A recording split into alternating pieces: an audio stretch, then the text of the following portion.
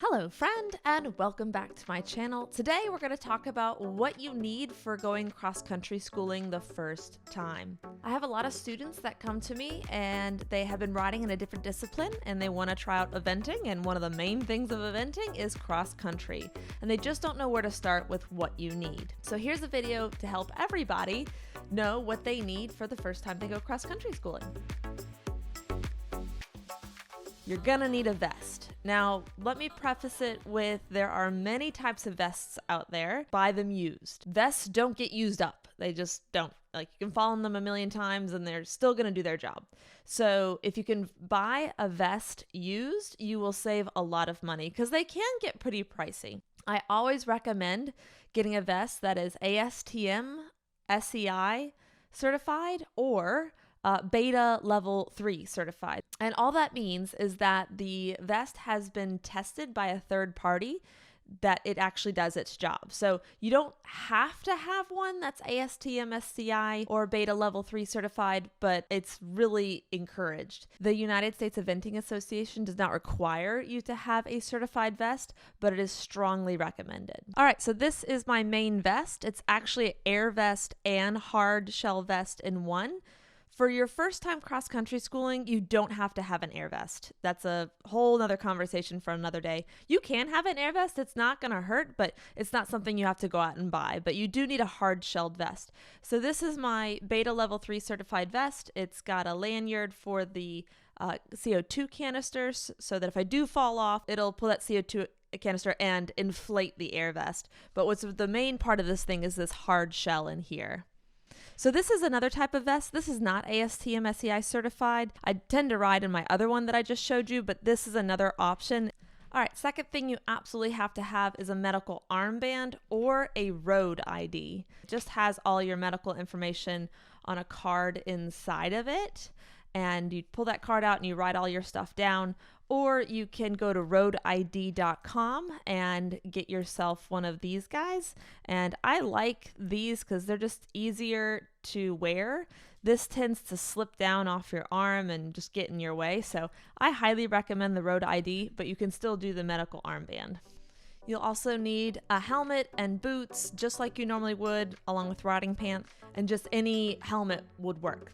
That's ASTM SEI certified. It doesn't have to be one of those cross-country helmets with a flexible brim.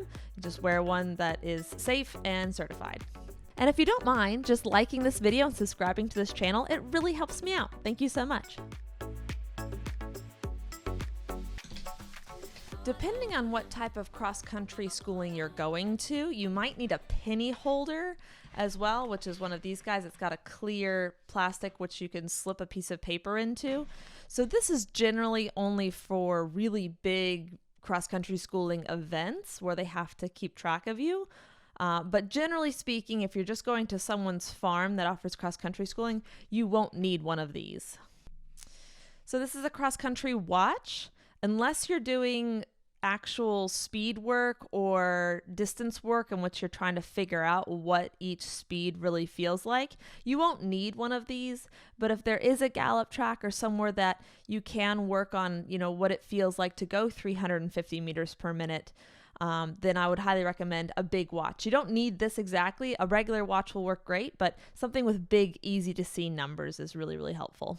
I do recommend bringing an extra change of clothing just in case you make an untimely dismount in the water.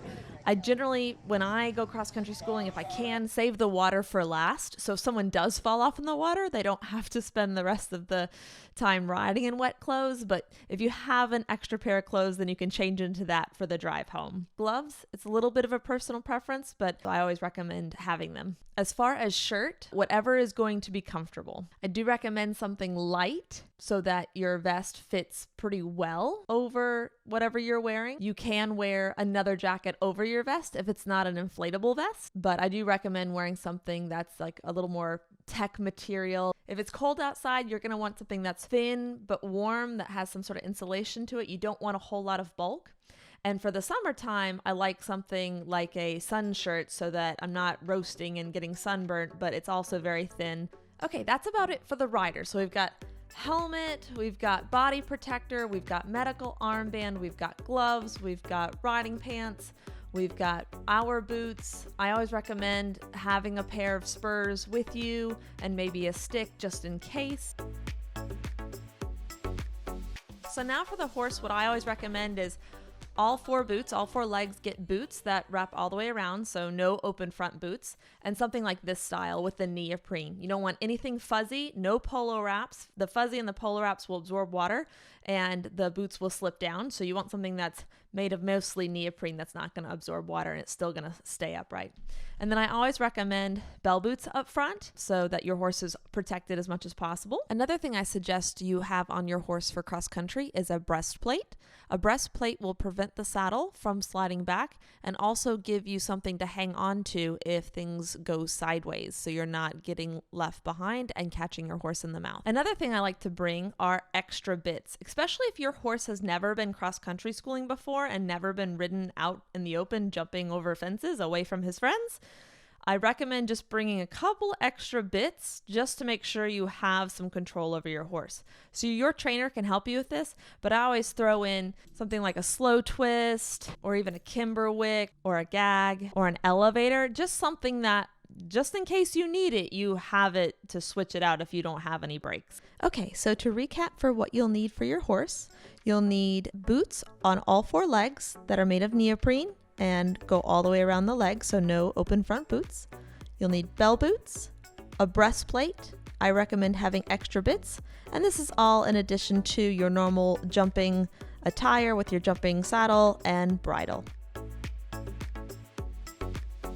Well, I hope that helps you get prepared for your first cross-country schooling event. Feel free to drop me comments below, ask me any questions. Please like and subscribe and follow along, and I'll see you on the next one. Cheers!